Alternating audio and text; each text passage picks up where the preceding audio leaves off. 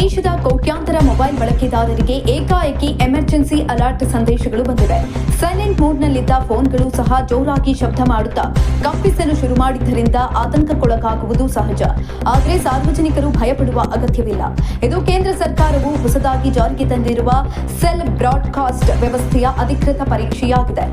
ಕೇಂದ್ರ ಗೃಹ ಸಚಿವ ಅಮಿತ್ ಶಾ ಮತ್ತು ಸಂವಹನ ಸಚಿವ ಜ್ಯೋತಿರಾದಿತ್ಯ ಸಿಂಧಿಯಾ ಅವರು ಇಂದು ದೆಹಲಿಯಲ್ಲಿ ಈ ಸ್ವದೇಶಿ ವಿಪತ್ತು ಸಂವಹನ ವ್ಯವಸ್ಥೆಗೆ ಅಧಿಕೃತವಾಗಿ ಚಾಲನೆ ನೀಡಿದ್ದಾರೆ.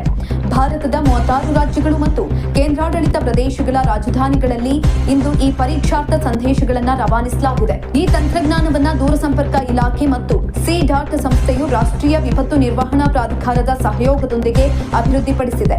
ಇದು ಇಂಟರ್ನೆಟ್ ಅಥವಾ ನೆಟ್ವರ್ಕ್ ದಟ್ಟಣೆಯ ಮೇಲೆ ಅವಲಂಬಿತವಾಗಿಲ್ಲ, ಬದಲಾಗಿ ನಿರ್ದಿಷ್ಟ ಪ್ರದೇಶದ ಎಲ್ಲ ಮೊಬೈಲ್ ಟವರ್ ಮೂಲಕ ಏಕಕಾಲದಲ್ಲಿ ಸಂದೇಶಗಳನ್ನು ರವಾನಿಸ್ತಾ ಇದೆ.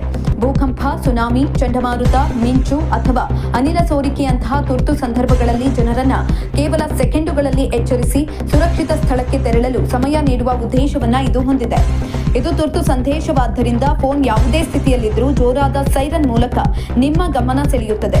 ಕನ್ನಡ ಸೇರಿದಂತೆ ಸುಮಾರು 19ಕ್ಕೂ ಹೆಚ್ಚು ಭಾರತೀಯ ಭಾಷೆಗಳಲ್ಲಿ ಈ ಸಂದೇಶಗಳನ್ನು ಕಳಿಸಲು ಸಾಮರ್ಥ್ಯವನ್ನ ಇದು ಹೊಂದಿದೆ.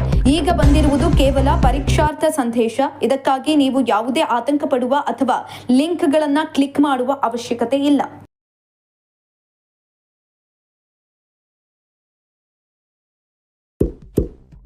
ಇಂತಹ ಇನ್ನಷ್ಟು ವಿಡಿಯೋಗಳಿಗಾಗಿ ಲೈಕ್ ಮಾಡಿ, ಫಾಲೋ ಮಾಡಿ, ಶೇರ್ ಮಾಡಿ.